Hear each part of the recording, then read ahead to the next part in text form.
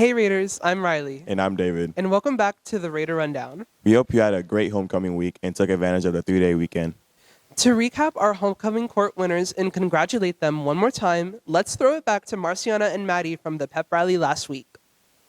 Hey Raiders, I'm Marciana. And I'm Maddie. And we're here with your 2023 homecoming court for our homecoming pep rally. We're here with Evie and DeAnthony. Your freshman lord and lady. Evie, how did you feel about winning freshman lady? I feel really good, freshman, so it's a brand new opportunity. So glad went out and tried it. And DeAnthony, how do you feel about winning freshman lord? I feel good. I didn't really know I was going to win, but I feel good about it. Evie, did you think you were going to win? How did you kind of feel confidence-wise? I feel confidence because, I feel like I was asking around a lot, but I told myself if I didn't win, it'd be okay that I tried something new. And did you think that you were going to win, DeAnthony? Like, how did you feel when, he said that it was you that was winning? I was kind of surprised because I didn't really tell people to vote for me like that, so I was just really surprised about it. I'm here with Jalen and Alyssa, who just won both of our sophomore court. How do y'all feel about winning? To be honest, for me, it was really surprising because it was between a few different girls, and I don't know, I feel really special now. I was like, wow, I didn't expect that because I didn't expect that. I was literally on the phone last night going, I feel like I'm gonna win. Were y'all running together or separately? Separately, but also together at the same time. It was we both asked people to vote for each other, but Okay, so the win was kind of expected. yeah. Congrats to the nominees and the winners. Yeah, love all y'all. How do you feel about winning Junior Duchess this year? I feel really great. Not gonna lie to you, I was nervous. Cause I ran as a joke, cause my friends were like, why not? And then I was like, ooh, maybe I do care a little bit, just a little bit, about winning. But I'm really excited though. So how do you feel about the Junior Duke being Jack Nash? I feel like it was a no-brainer, cause it's Jack Bash. He's still the council. Yeah. So yeah, I think I'm really happy for him. How do you feel about winning your 2023 Senior Jester? I feel so good, except the only part is that we don't have the goofy hat, which I'm really sad about. So can you tell us a little joke just to show off your skills? Yes, okay. Oh wait, sorry. Do you want to hear a potassium joke? Sure. Okay. Okay. So, Riley, how do you feel about winning Senior Jester? I feel really good. I deserved it. Did you think you were going to win? No. Can you tell us a joke just to prove how funny you are and how much you really deserve this award? Why did the chicken cross the other road? Why? To get to the other side! How do you feel about winning Homecoming King this year? I feel good. Pleasure winning Homecoming King. Did you feel like you were going to win today? Nah, not really. Who did you think was going to win instead? I don't know. Someone else except for me. And how do you feel about your Homecoming Queen being Gianna? It's good. It's cool. Yeah. Okay. How do you feel about winning your Homecoming Queen this year? I am just I'm so overwhelmed right now. I'm so excited. Thank you to the people that voted for me. I'm just so happy right now. I'm filled with joy. Did you feel like you were going to win today? Sort of, but at the same time, I was there's still a lot of chances that other people could have won, and I was totally fine with that. I was just you know what, fingers crossed. I'm gonna pray about it, and let's see what happens. Okay, and how do you feel about your Homecoming King being Trey Bates? Me and Trey have been friends since freshman year, so me and Trey being Homecoming Queen and King. Yearbook. That's my bestie for life. Freshmen, sophomores, juniors, and teachers. If you missed picture day or didn't like how your pictures turned out, retakes will be Tuesday, October 17th in the library from 8:30 a.m. to 4:30 p.m. Today, October 10th, is World Mental Health Day. We sat down with student assistants and mental health counselor Mrs. Kennard to talk about the importance of mental health awareness and how we can be better advocates on campus. The importance of mental health awareness is that everybody struggles with mental health from time to time. Just like you would your physical health, you would have certain things that need attention from a professional. So if we don't talk about these things, how do we know if they're normal? How do we know if they are valid? How do we know if we're needing help for them or it's something we can get through on our own? So that awareness means talking about it and sharing our experiences so that we know whenever we need that help. The way you can be a better advocate is talking about it in not a judgmental way. The way that if you have your friends share something, you're not going to spread it around. You're hopefully going to be a trustworthy person. You're going to be able to keep secrets.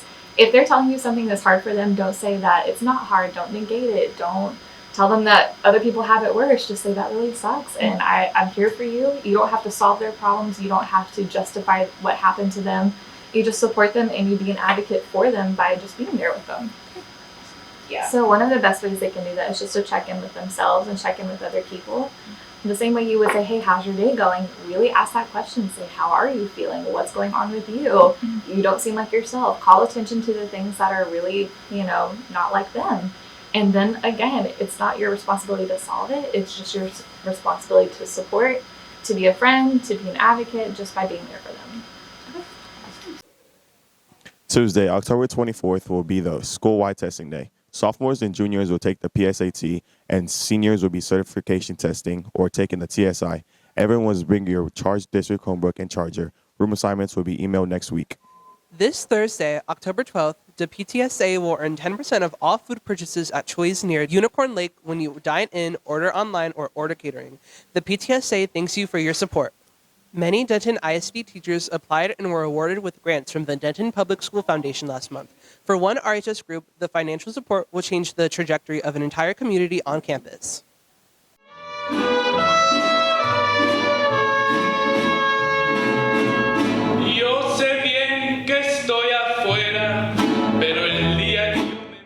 The Ryan High School Mariachi group, Mariachi Los Raiders, was one of the 163 Denton Public School Foundation Grant Award winners this year. Hoping to get funding for their shared instructor, Mr. Jason Molina, the orchestra directors at Ryan, Denton High, and Brownsville put their efforts together and applied for the grant last spring. On top of balancing his time between 3 Denton ISD schools, Molina also supplements the mariachi program at TWU. Mr. Molina impacts us so much, like coming in here almost every other day to help us and teach us mariachi music. He goes to all the other schools and he does this and he runs programs at the university. So it's amazing how he has the time and he takes time out of his day to come and help us out. Beyond his time and effort, Molina brings something very important to the mariachi programs: authenticity. The grant's going to help pay to make sure that we get an authentic instruction for mariachi. As you can tell from my accent, I'm originally from Australia and I can teach the music in mariachi, but as far as them having an authentic experience in doing it in the correct manner, that's when Mr. Molina, our mariachi instructor, he's going to come in and work with the students to get a very good performance together. Along with being able to compensate Molina for the extra work put towards the mariachi programs across the districts, the funds will also give students access to the small things that will enhance their mariachi experience and allow them to share their hard work with the school and community. Our equipment right now, it's not the best, but it is pretty great. And we could always use more equipment to make our sound bigger in the stage. For Junior Ocio Cardenas, playing in the mariachi program is building connections that surpasses a typical day at school. What I love most about being in mariachi is that I get to really connect with the music from my culture as a Mexican American. I was born here, so I didn't really get to experience much of the music over in Mexico until I got this experience in mariachi. Bridging the gap between playing mariachi music in class and authentically connecting students with their families over music at home is one of Molina's favorite parts of the job. This music kind of starts closing that gap. It kind of shows them culture because we play everything. We don't just play Mexican music, we play music from Central America, the Caribbean, South America, and they go home and they're like singing a tune or they're practicing a tune, and I know that a parent walks by and they're like, I know that one. Oh, you know that one? Yeah, and they start singing, like, yeah, I was this year age and we were living in this country and all, and now you start connecting and bridging these gaps where kids had no idea before. And then they take a bigger pride in their culture and they keep it going, they keep it alive because, I mean, Latin American cultures, every culture here in the United States is part of America's culture. Like, that is like why we're called a melting pot, right? So we don't let that stuff die through mariachi music. And it closes the gap for kids that might have never made that connection ever. For members of Mariachi Los Raiders, competing at the UIL level is the current goal. That's our goal right now, working towards UIL. And if we make it to UIL, that's a dream come true for me. And once I graduate, I'll definitely be coming visiting, looking at the mariachi group perform. But for Mr. Molina, growing a district-wide multi-leveled program is the dream. The mariachi has a big future here. I think there's so much interest across all 3 schools. Eventually I want to see it blow up to be a fully fledged mariachi program where you can offer kids from beginners learning mariachi all the way through high school. Hopefully in the future, more kids will understand it's available and go that route. And in the end, it'll supplement orchestra programs, it'll supplement band programs, and it'll supplement choir programs, because mariachis were required to do it all.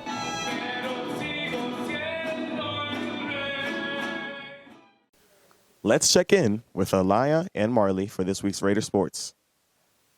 Hey Raiders, the Lady Raider volleyball teams play away tonight against Grapevine, but all 4 teams will take on the Benton Broncos here at home on Friday. Varsity and freshman B play at 5:30, and JV and freshman A play at 6:30. Yep, and since there's no varsity football game this week, the student section better be packed.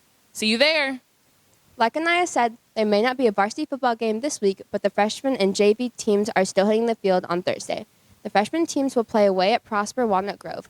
Freshman Red plays at 5:30 and freshman Blue plays at 6:30. The JV Blue team will play against Prosper Walnut Grove at 6. Come out and support your Raiders. Thursday morning, the cross-country team is competing in the district championship meet at the Buff in Fort Worth. Good luck, runners. We can't wait to see those medals. Thanks for watching another episode of the Raider Rundown. Don't forget, it's a great day to be a Raider. See you next week!